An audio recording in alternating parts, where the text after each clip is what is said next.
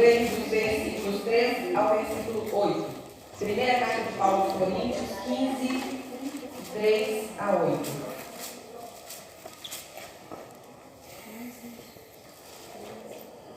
Quero deixar claro que eu amei essa lição. Amei. Quem estudou e se aprofundou um pouquinho vai me ajudar bastante. Nós vamos crescer muito hoje em conhecimento na palavra de Deus. Porque olha, ela é tremenda. 1 Coríntios 15, 3 a 8. Diz assim a palavra do Senhor: Antes de tudo, vos entreguei o que também recebi, que Cristo morreu pelos nossos pecados, segundo as Escrituras, e que foi sepultado e ressuscitou ao terceiro dia, segundo as Escrituras, e apareceu a Cefas e depois aos 12. Depois foi visto por mais de 500 irmãos de uma vez só, dos quais a maioria sobrevive até agora, porém alguns já dormem. Depois foi visto por Tiago, mais tarde por todos os apóstolos, e, afinal, depois de todos, foi visto também por mim como por um nascido fora de tempo. Senhor Deus, a Tua palavra foi lida, e ela é incontestável. E nós te agradecemos por isso, porque nós temos a certeza de que a verdade do Senhor, testemunhada, colocada em papel, documentada, está hoje diante dos nossos olhos. Amém. E nós estamos certos de que não estamos seguindo um caminho mentiroso, mas um caminho de verdade. E a verdade que veio do céu para nos alimentar, para nos fazer transmitir, para nos fazer crer e aprofundar nisso para a glória do Teu próprio nome. Nós te agradecemos pelo privilégio de termos a verdade no nosso coração, nos nossos lábios, na nossa vida, para testemunhar o Deus a quem servimos. Bendito seja o Senhor por isso, em nome de Jesus. Amém. Quem aí nunca ouviu dizer, eu tenho a verdade, você tem a sua? É assim que começa a nossa introdução e introdução?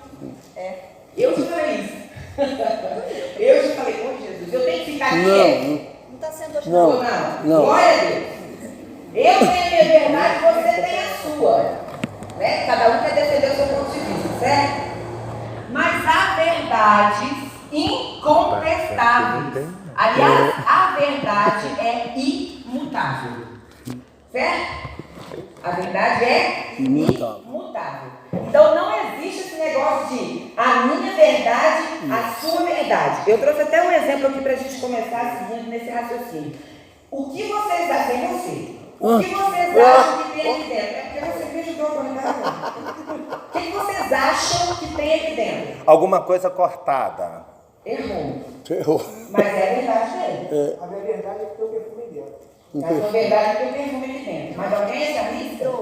Doce? Poxa, amiga, logo você falar doce? A pessoa que mais me ajuda, mais me instiga a não comer doce, ela vai querer falar que é doce. Mas é doce. Não é doce. Vou dar uma resposta técnica. Aí dentro tem algo que tem volume e massa.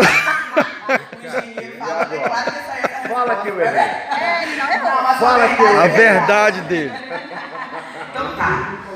Aqui tem algo que ocupa espaço. Ouvir mais? Então vamos ouvir mais. Quanto quer ouvir mais, gente? Um cascalho? Olha, esse aí. É bom. Mais? Tem um chumbo. Um frasco. Um quê? Um chumbo. Um chumbo. Eliésio.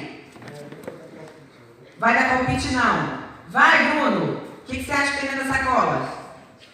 Não tem a menor ideia, gente. Pois é. Contrariando. Calma aí, eu quero dar uma nova opinião. Aí dentro tem uma matéria. Boa.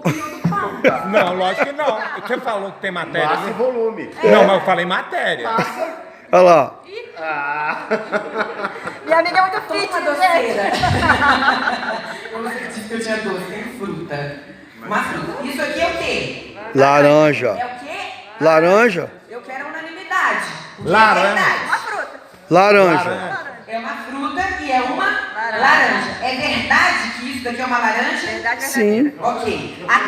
Aquilo que vocês achavam que era, antes de saber, mudou o fato disso aqui ser uma laranja? Não. Não, continua sendo laranja. Continua sendo uma laranja. Vocês achavam algo que estava aqui dentro, mas não sabiam o que era. Independente disso, isso aqui mudou o fato de ser laranja pelo que vocês acharam que era, dando as opiniões? Não mudou. Continua sendo. Agora vamos para outra questão. Vocês acham que ela está azeda ou doce? Ela fica andando. Ele acha que está doce. Alguém acha que está azeda? Lucas acha que está azeda. Não, ela é Beleza. Laranja pera. Beleza. Estando doce ou azeda, vai mudar o fato de ela ser laranja? Não. Não muda. Ok. Era só isso que eu queria constatar como exemplo para a gente seguir na lição. O que a gente pensa sobre a verdade não muda a verdade. Certo? Amém. O que a gente pensa sobre a verdade não muda a verdade. Então esse negócio de eu tenho a minha verdade, você tem a sua verdade, se alguém ainda hoje tinha essa concepção, que cai por terra para a glória de Deus. Amém. Afinal de contas, a verdade é imutável. E sobre isso, nós temos o texto que Paulo frisa, top. Segundo as Escrituras, ou seja, eu não estou falando por mim. Eu não estou falando porque eu ouvi alguém dizer apenas. Eu estou falando porque está documentado, está escrito. E aquilo que está escrito, aquilo que está documentado, aquilo que é a palavra de Deus, aquilo que é a verdade, mesmo que você não concorde, mesmo que a pós-modernidade tente mudar os seus pensamentos, ela é a verdade. Amém.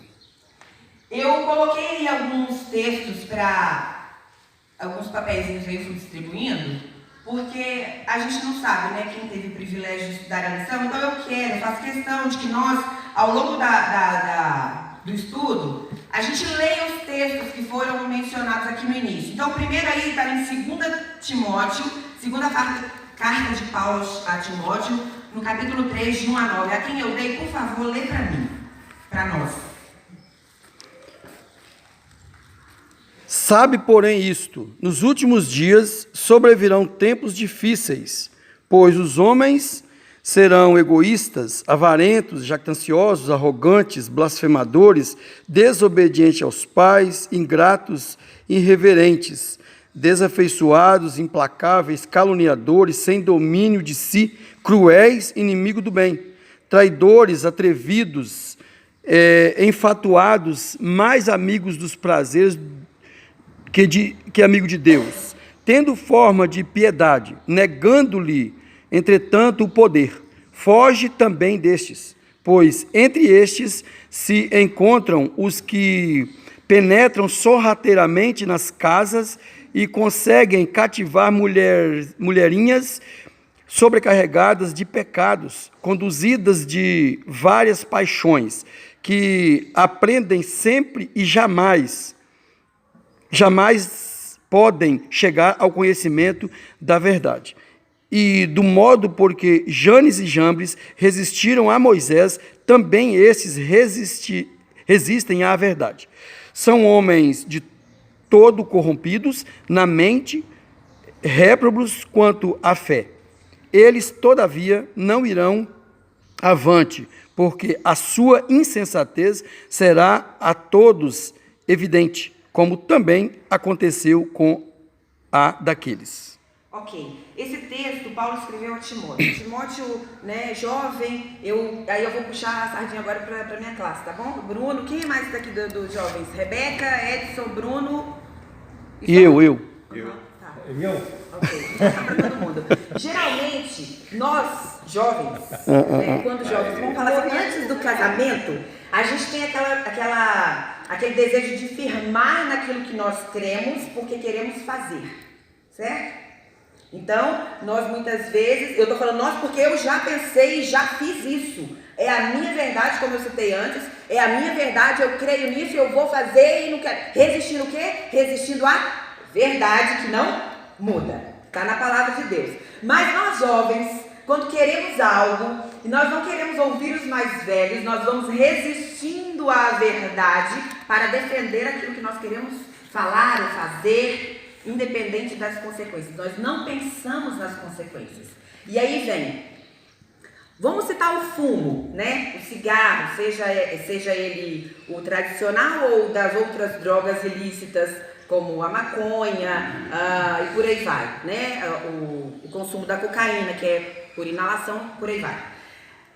O que é fato diante disso? Para todo mundo, que todo mundo sabe, o que é fato nesse vício? Faz mal à saúde. Fim, isso é a verdade. Comprovadamente. A gente pode até falar segundo as escrituras, ou seja, segundo documentos, segundo pesquisas, segundo até experiências de pessoas que já tiveram esses vícios e podem relatar.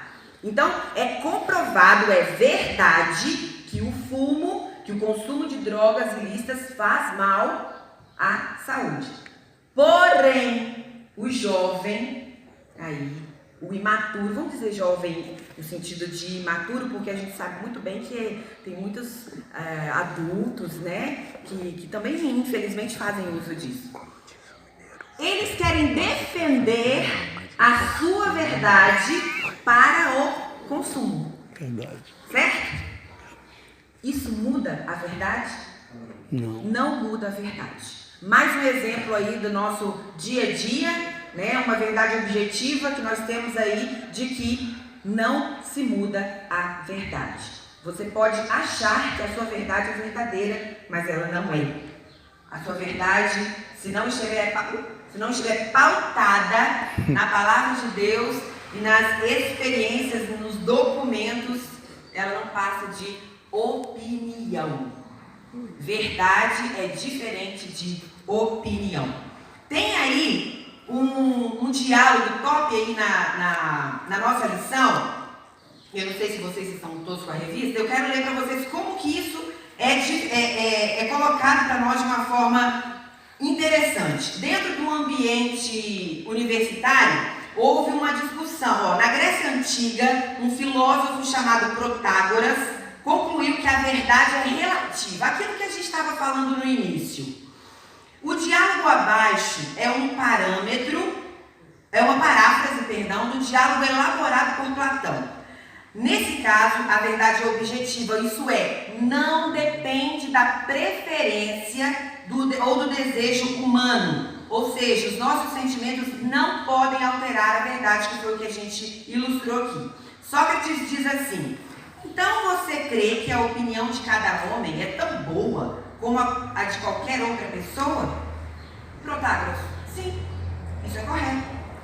E aí vem Sócrates: como você ganha a vida? E Protágoras respondeu: eu sou professor. E aí Sócrates: acho isso meio confuso. Você admite que ganha dinheiro ensinando, mas eu não consigo imaginar que você possa ensinar alguém. Afinal, você admite que a opinião de cada pessoa é tão boa quanto a de qualquer outra. Isso significa que o que os seus alunos creem é tão bom como qualquer coisa que você possa lhes ensinar. Uma vez que eles aprendam que cada pessoa é a medida de todas as coisas, que razão teriam para pagar futuras aulas? Se eu, como professora, estou ensinando agora para vocês, mas vocês têm a opinião já formada e crê que aquilo que vocês têm como verdade é a verdade, para que eu vou dar aula? Para que o professor vai ficar aqui na frente? Eu não acredito nessa lição. Essa lição para mim não vale de nada. Então, para quê?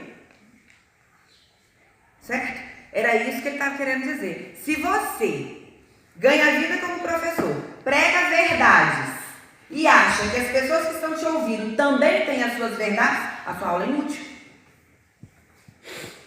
Entenderam? Sim. Sim? Sim. Amém. Ok. Aí, vamos partir agora para a questão da religião. A nossa lição também fala sobre, puxando a sardinha aí para o ecumenismo, que todas as religiões são iguais e que todas levam para Deus. Quem aqui acredita nisso? Tem alguém aqui que ainda acredita nisso? Que todas As religiões, gente, religião é diferente de denominação, certo? Batista, presbiteriana, Assembleia de Deus, por aí vai, isso são denominações. Religião é diferente de denominação. Nós temos 3 religiões principais monoteístas. Quais são elas? Católico, protestante. Católico, protestante. Religião. Religião. 3 religiões, as principais religiões monoteístas. Cristianismo, judaísmo e islamismo. Vamos comprovar para vocês agora, que não sabem ainda, que essas 3 religiões não levam a Deus pelo único caminho. E se é a verdade que Jesus é o único caminho, como está escrito na palavra e a gente sabe que é a verdade, nós não podemos igualar essas 3 religiões como tudo igual. Olha o que diz o judaísmo, para a gente entender isso aí que eu acabei de dizer. Segundo a interpretação do judaísmo em relação aos textos do Antigo Testamento, Jesus como Deus, o ser divino, intermediário entre os seres humanos e Deus, o Messias ou o Santo é inaceitável. Eles não creem que Jesus é o caminho. Eles não creem que Jesus é a verdade. Eles não creem que Jesus é o Messias. Então, esquece. Não é igual. No islamismo, Issa, que é o nome, quem foi no impacto radical? Só para você que estava perguntando também. Tem um monte que foi. Edson. Lembra de Issa? Lembro. Issa? Os muçulmanos, Jesus? Issa. Memória fraca. No islamismo, Issa, Jesus, é simultaneamente um profeta e um mensageiro. Issa foi enviado a um povo concreto e, para além disso, Issa recebeu uma escritura sagrada, o Evangelho. Ele recebeu o Evangelho. A missão profética de Issa é concretizada na realização de milagres, no apelo a que a humanidade siga o monoteísmo e pratique a caridade. Tá errado? Não. Até aí não. Os muçulmanos não acreditam que Jesus tenha morrido na cruz, acontecimento sobre o qual se fundamenta a teologia cristã, cristianismo. É igual ao cristianismo? Não. Judaísmo e islamismo são iguais ao cristianismo? Não. E a qual nós pertencemos? Cristianismo. Então hoje eu posso virar a ser muçulmana ou virar a ser judaizante? Posso? Não. Se eu creio na verdade imutável, incontestável, não. Poder pode, mas a sensatez é que... Eu botei o si. Exatamente. Se eu creio na verdade imutável e incontestável, eu não posso me converter. Não é entre aspas, não. De verdade, fala. Não posso me converter nem ao islamismo, nem ao judaísmo. Na verdade, não é nem se converter, não se comparar. Não, eu converter. É no caso dela, né? Eu mudei. Eu entendi. São cristãs, mas querem seguir aí uma linha que não crê o Jesus como o que a gente acabou de dizer. Não tem como, gente. Eu chamo de espuma na água. Não tem espuma o quê? Na água. Na água. Vai para onde o vento sim. De acordo com a correnteza. Não tem consistência, né? Não tem consistência. Pois é. Aí, na área religiosa, como nós falamos, não tem como nós entendermos o ecumenismo como algo sadio e como algo que se sustenta. Não pode haver mistura, nem dentro do próprio cristianismo, e aí é onde vem as denominações. É claro que dentro do cristianismo há muitas doutrinas que não batem com a verdade que está descrita na palavra de Deus. Por isso que nós precisamos conhecer as Escrituras. Quando nós conhecemos, quando nós lemos, e não é passar o olho, quando nós estudamos, e como eu sei disso hoje, quando nós estudamos, quando nós lemos, nos aprofundamos, ninguém nos engana. Ninguém. Pode vir o doutor da lei lá fora, bater na sua porta, querer te induzir a acreditar na verdade dele, que você está fundamentada na palavra. E a palavra é a verdade. E não tem por que nós ficarmos com uma espuma sobre o mar. Sobre a água. Sobre a água. Pode ser o mar Não mesmo. tem. Mar também tem água. Aí vem na faculdade. Olha lá, jovens. Para quem está ou vai, quem pretende ir para a faculdade. Mas antes eu quero ler outro texto. O parecer de Gamaliel. Olha que interessante, Atos 5. Quem está com Atos 5, leia para mim, só um minutinho. Quando nós estamos falando sobre a verdade, ela é também testemunhada, certo? Verdade, fato, tem gente que fala fato real, eu não preciso do fato real, é o professor de português falando agora. Fato é fato, o real é redundância, tá bom? Não vou cobrar, pode deixar. Fato é fato, não precisa de falar fato real. Então vamos ao fato. O que Gamaliel disse sobre os apóstolos que vinham pregando sobre Jesus? Eles, porém, ouvindo, se enfureceram e queriam matá-los.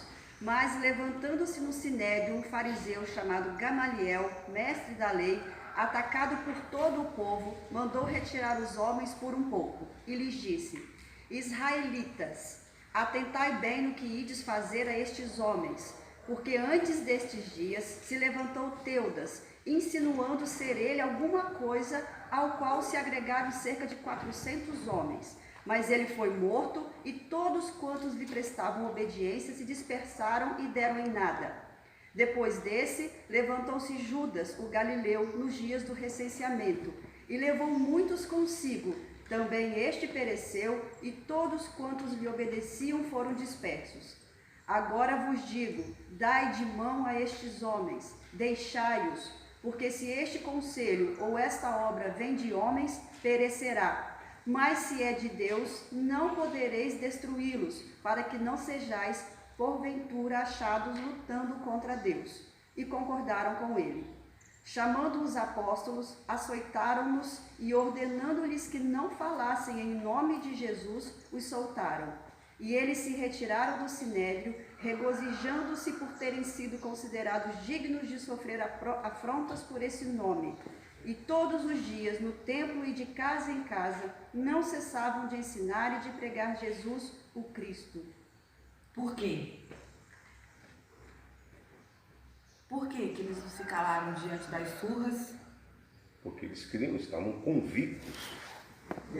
Viram? Constataram a verdade. Viram? Conformidade com os fatos.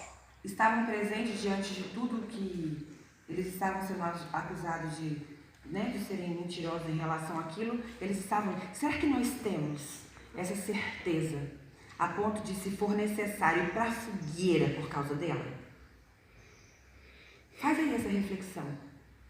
Você iria para a fogueira em nome dessa verdade? Você sofreria esses açoites glorificando o nome do Senhor, como muitos outros a gente sabe porque está escrito? Glorificando o nome do Senhor por causa dessa verdade?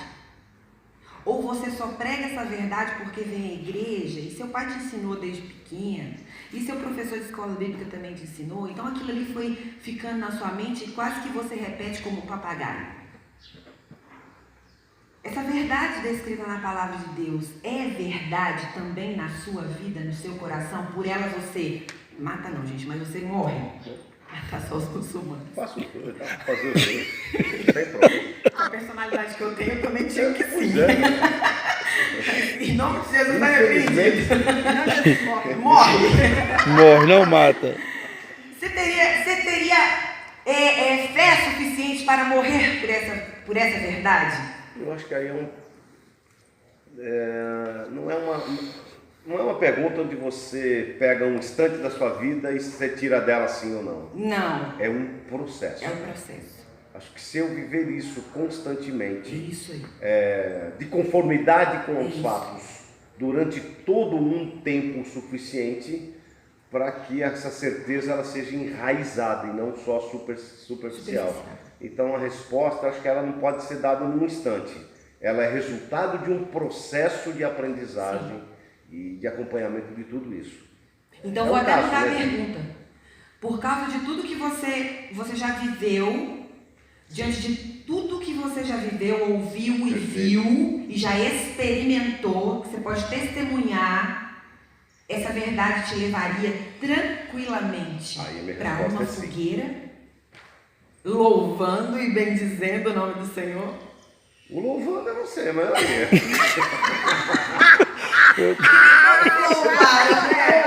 Como você é uma coisa, você ia atrás. Estevão.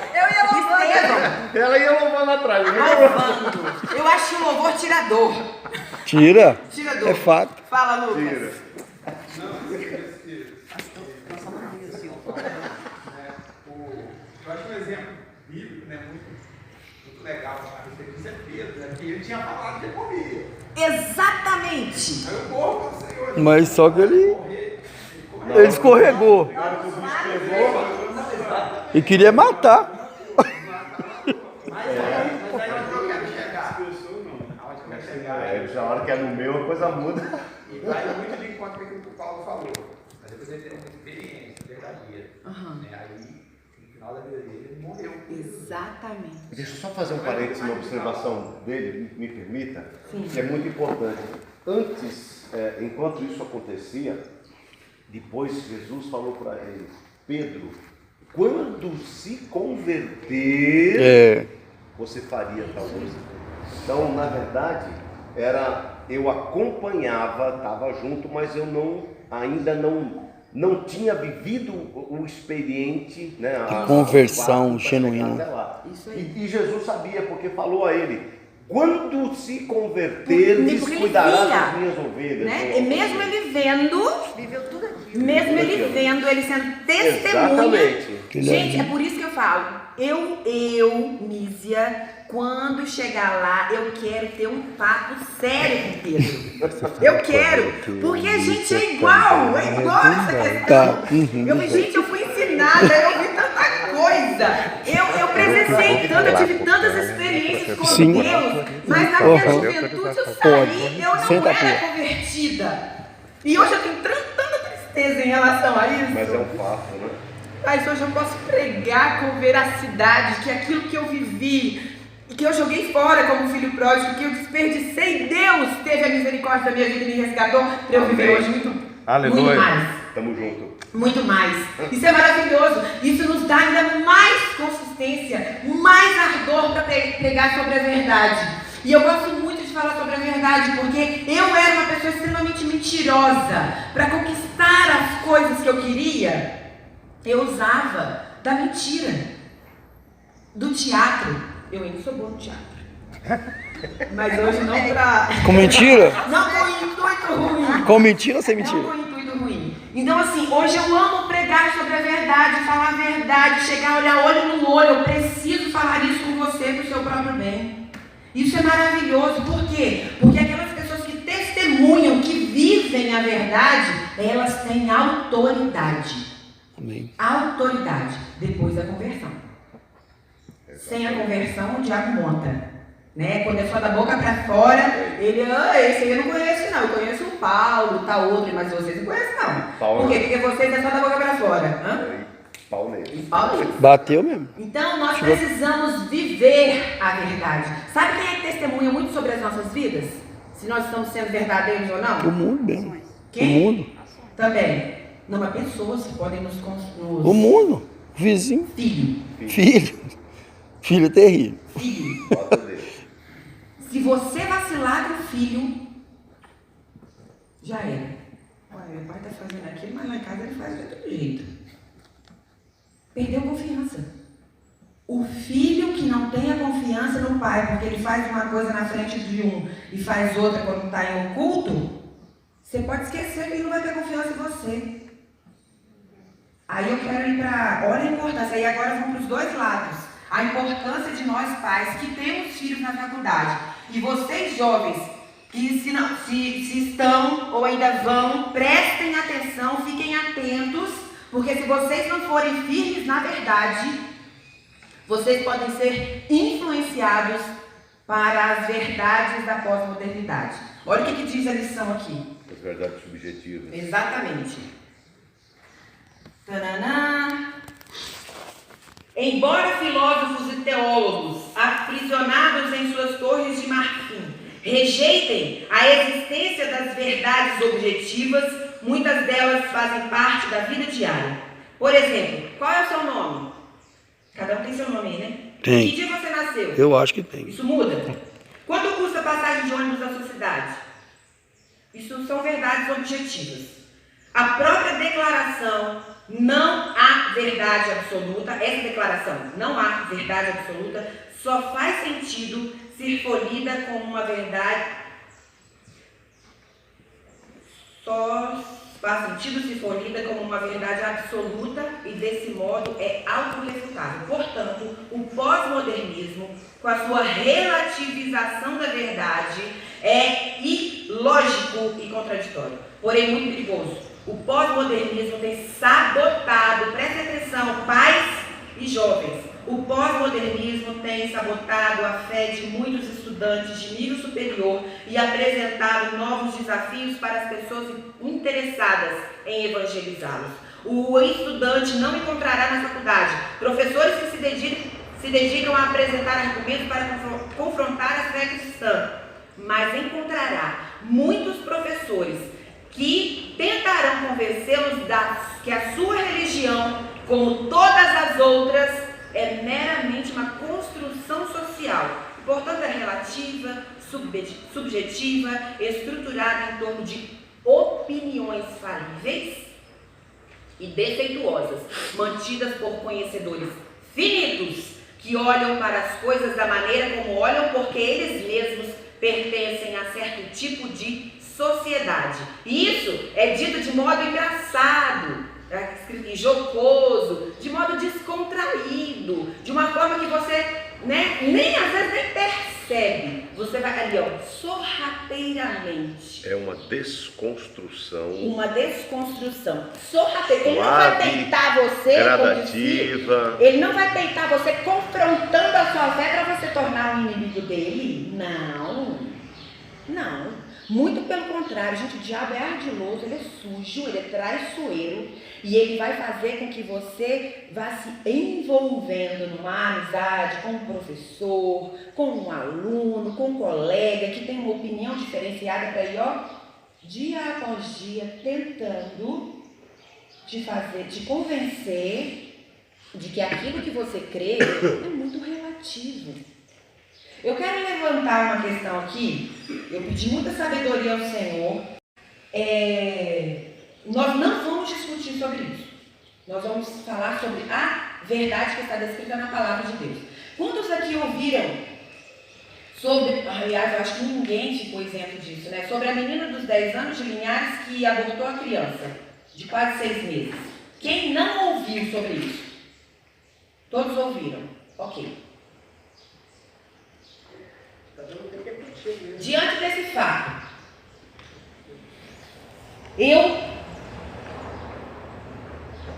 me derramei, eu surtei, eu fui para o chão e falei, Senhor, o que é isso? Porque diante de tudo que a gente tem vivido, cada semana, cada dia que passa, a gente fica sabendo de algo pior. Está escrito na Bíblia, o mundo vai de mal a pior, mas a gente é o mundo. O mundo jaz no maligno. O mundo jaz no maligno e vai de mal a pior. Só tem muito cristão pegando isso para si. Não é o cristão, não é o crente em Cristo que vai de mal a pior. É o mundo. Mas essas coisas nos assustam. Me assustou. E aí, para que não haja julgamento, e não é o nosso, isso não é para não caber a nós, eu fui refletir. Eu tenho uma filha de 10 anos. E o que eu faria? O que você faria se fosse com você? O tio da menina, que é estuprado desde os 6 anos, e agora veio a engravidar. E aí, ela não tem poder de decisão, foi decidido por ela que ela deveria tirar. Quantos se revoltaram com isso? Eu me revoltei com isso. Mas como assim, Misa, você se revoltou? Eu vou falar só a minha opinião. Minha verdade. Vou falar a minha opinião baseada na palavra. Não matarás. Como assim? Você deixaria Milena levar essa gravidez adiante? Deixaria. Ainda que fosse a vida dela colocada em risco? Ainda que, embora, no caso da menina, né, não havia mais risco. Ainda que. Não, tinha o risco não foi eliminado, não. Houve a manutenção do risco médico. Não importa, ainda que. Ainda que. Mas é como eu falei, nós não vamos entrar em discussão. Não, entra no mérito. Mas... Eu fiquei muito aflita em relação a isso, e para não julgar a causa dessa garota e de quem decidiu por ela, eu falei, eu tenho que me colocar na posição. Eu tenho que entrar nisso para saber o que eu faria. E aí é onde muitos de nós somos testados. E eu falei, Senhor, eu fico com a tua palavra. E chamei Milena e fomos conversar sobre isso, porque ela também tinha ouvido falar. E aí eu falei, filha, se isso acontecesse aqui dentro da nossa casa, você levaria isso adiante. Porque você não cavou, não foi você quem fez, não foi você quem procurou, você não tem culpa, mas Deus sabe de todas as coisas.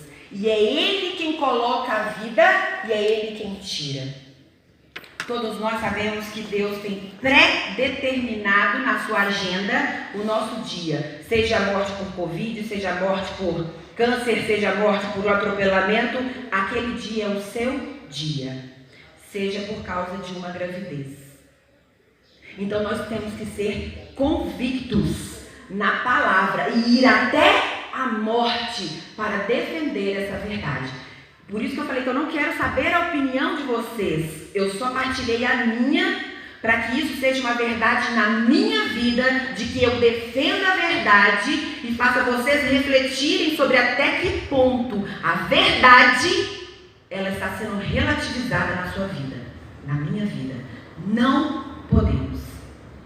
Foi Jesus, Deus lá atrás, né, nos 10 mandamentos que deu a Moisés, e depois Jesus frisou.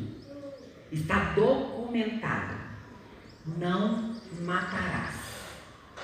Eu não posso intencionalmente acabar com uma vida. Eu não posso. Se você tem coragem, isso é um problema seu com Deus. Por isso que eu falei que aqui não é para discutir as opiniões. Eu só quis transmitir a minha. E que ela também não seja, embora eu espero que sim, seja influenciadora para a verdade. Né? Afinal de contas, a gente prega a verdade para que a verdade influencie as pessoas. Para isso, pelo menos nos fazer refletir sobre a relativização da verdade. A lei permite o aborto nesses casos? Sim, permite. A lei permite. Está lá escrito, está documentado. Mas entre a lei de Deus e a lei dos homens, com qual eu fico?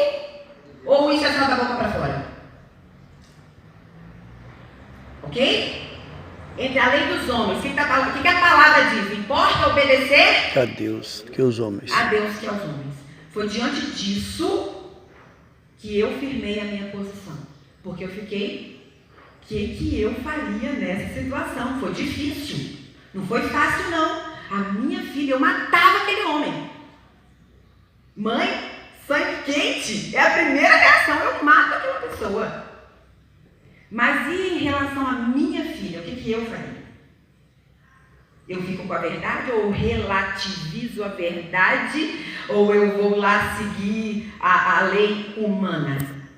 Eu mato os dois. Ou eu mato os dois? Matando dois. Matando dois. Porque no aborto a menina também podia ir. Aí seria 3.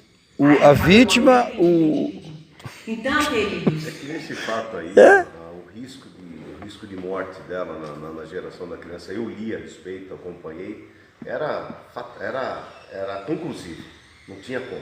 Ela não tinha estrutura anatômica, fisiológica para suportar aquilo. Então, ou você faria isso no caso do estudo, ou você condenava sua filha à morte. E aí, vamos complicar um pouco mais.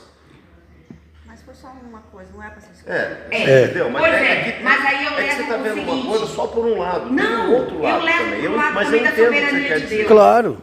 Eu levo pro lado Se gerou até 6 da soberania meses. de Deus. Se tiver que ser na hora dela, vai ser. Se ela tiver que morrer por causa desse bebê que Deus colocou no ventre dela, usou apenas aquele bandido, vai ser a hora dela. Mas você tem autoridade para salvar sua filha. Eu não tenho. Tem, mediante a lei você tem. Eu não tenho. Eu não tenho. Quando a gente crê plenamente na soberania de Deus, Ele age. nós não temos autoridade sobre a vida de ninguém. Foi mediante isso a minha decisão. Eu entendo. Teu Entendeu? ponto de vista. É mediante isso. Eu não tenho. Eu tenho o caminho para tentar salvar a vida da minha filha. Eu tenho o caminho. Mas esse caminho contraria aquilo que eu creio, que é a minha fé, aquilo que me fundamenta, que me faz acordar todos os dias e pregar para que aquilo seja a minha vida e que a minha vida seja na vida do outro, é uma manivela. Eu creio porque eu vivo porque eu creio porque eu vivo porque eu creio. Entendeu? Entendo. Então, se eu creio porque eu vivo, eu tenho que viver porque eu creio. E não posso relativizar isso. Então, Nízia, volto a frisar. Redundância. Nízia, é redundância mesmo, para ficar bem frisado. Tomei essa decisão baseada na palavra, na verdade. Você demorou demais. Mas só um pouquinho que ele falou primeiro. Abraão, embora com o coração sangrando, importou para ele obedecer a Deus. É isso. Gente, verdade, obrigada, meu irmão. Vocês querem exemplo maior do que isso? O menino não estava grávido. O menino não tinha feito nada. Oh, O Deus. menino não tinha feito nada e estava condenado à morte. Condenado à morte. Por quê? Porque Deus pediu. Deus pediu.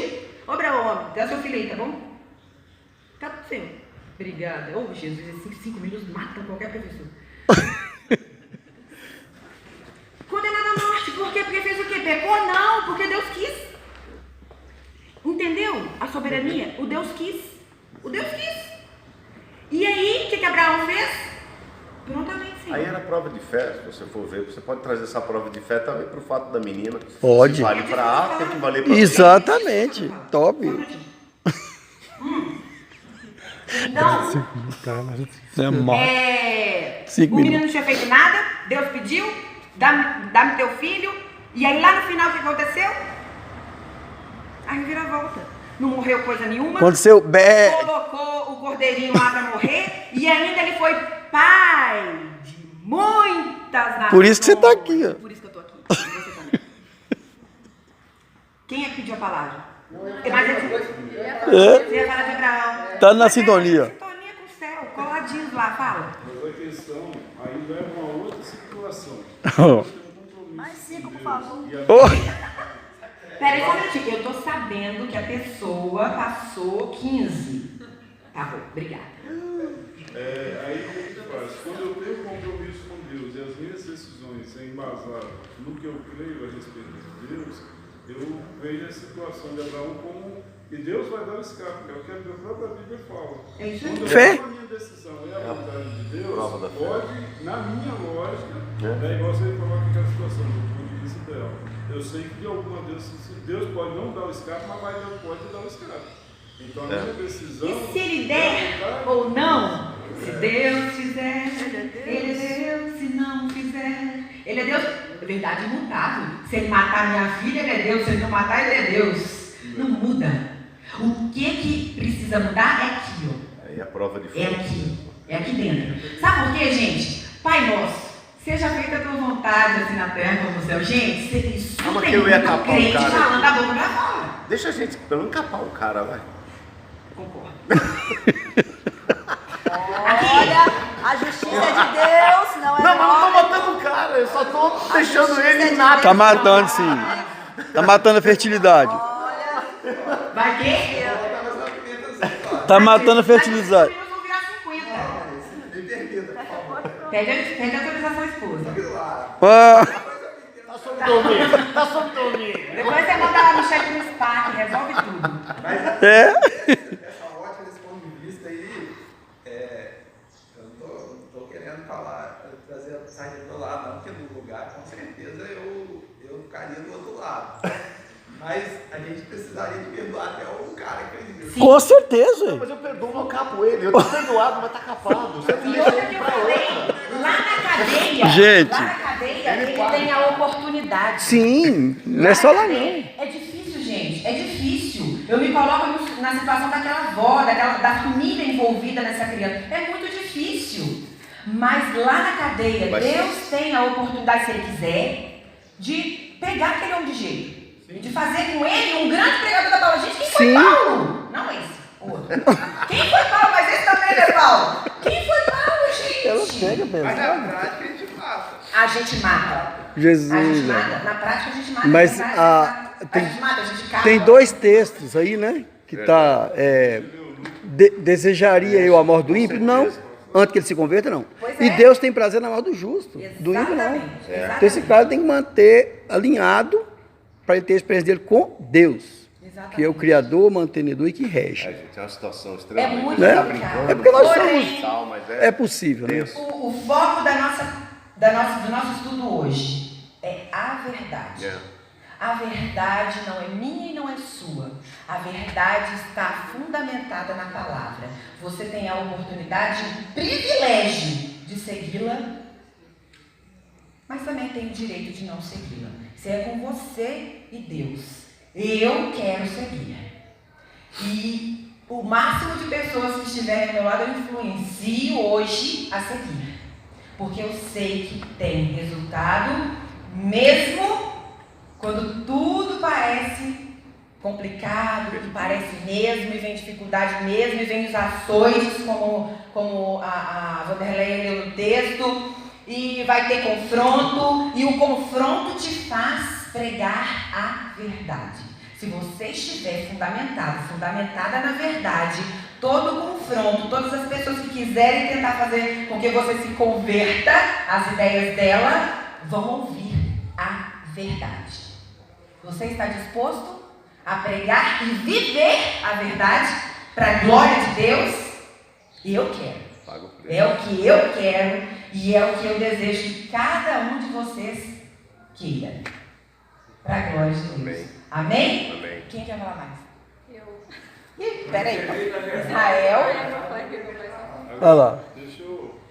João 8,32. João 8,32. Esse versículo, mas o versículo dele, na verdade, traz isso. Muitos olharam para esse homem que fez isso e pensou, vou orar por ele para Deus mudar o coração. Amém. Glória a Deus. Inclusive nós. Nós também. Seu Israel. Reconhecerei da verdade. João 8,32. Não, para trazer tipo um conforto para as mentes das pessoas que de repente pensam o contrário do que você pensa. Deus permitiu tantas vezes o bebê nascer antes do tempo e viver tanto a mãe como a criança. Tipo, quantos bebês nasceram de 6 meses, de 7 e estão vivos aí? Né? Porque ficou no hospital. Deus é Deus. Chegar a uma certa idade, Exatamente. quilo e... Entendeu? De repente a menina não ia precisar nem levar a gravidez até os 9, né? Nasceria antes e estava vivo. Estava no direito deles como eles fizeram, mas a soberania de Deus continua, né? Ele nunca perde o controle das coisas. Nós é que descontrolamos tudo. E os médicos que fizeram o aborto vão pro inferno? Não sei. E aí? Que quem matou foi ele. É com ele também. E aí? Porque, né? Paulo também matou um monte de cristão, né? Moisés também matou. Moisés. Tanta gente matou gente. Matou. Só eu não matei ainda. Nem vou matar. Ainda. Esse ainda. Misericórdia de nós.